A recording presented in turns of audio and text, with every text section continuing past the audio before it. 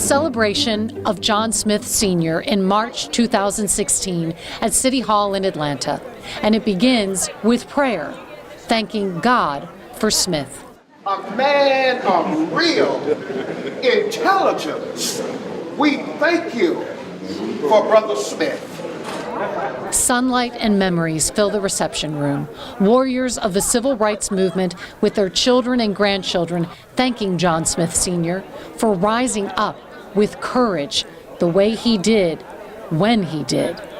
Helping tell the world so long ago, when they were all so young, about their brand new Atlanta student movement. When the students couldn't get their message out to the mainstream media, including African American publications, the students got together and formed their own newspaper, and John Smith was there at the beginning.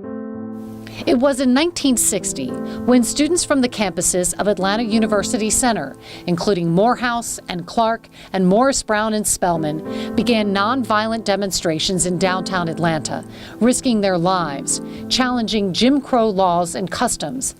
They simply sat peacefully at whites-only public lunch counters, wanting to order coffee and food. And they tried to patronize other white-owned businesses. And police arrested them. But few people were aware of any of that. There was little, if any, news coverage. Not even from the Atlanta Daily World, run by Alexis Scott's family.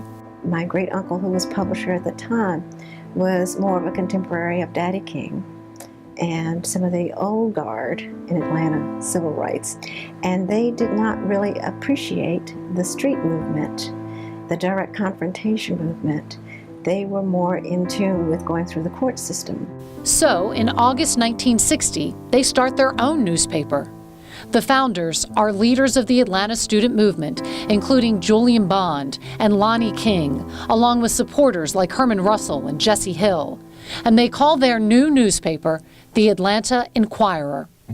And within months, they bring on Morehouse grad, Army veteran, and Atlanta public school math teacher John B. Smith to be editor. The Atlanta Inquirer becomes the voice of a movement. It begins to document on a daily basis this little movement that began in Atlanta with a handful of students, most of them 17, 18, 19 years old. Smith's bold coverage in the Inquirer began to attract international attention for the student sit-ins, and the city of Atlanta ultimately transitioned to public integration without the riots some cities suffered. And so people had to be convinced, and they were convinced by the accurate reporting and the clear articulation of what their mission and purpose was. And the Atlanta Inquirer was central to that. But John Smith wasn't finished. He worked to build up what he called the nation's black press in cities across the U.S., helping lead the National Newspaper Publishers Association, all while publishing the Inquirer, now with his son, nonstop since that first issue in 1960, still tackling issues roiling the nation. Current issues like police brutality, city government issues, everything that impacts the black community is part of the Atlanta Inquirer's table of stories.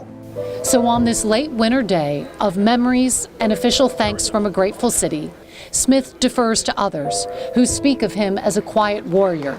Smartphone cameras raised and recording as Robert Franklin, President Emeritus of Morehouse College, praises Smith and his mighty sword. Thank you for dipping your pen in acid and writing words that challenge the conscience.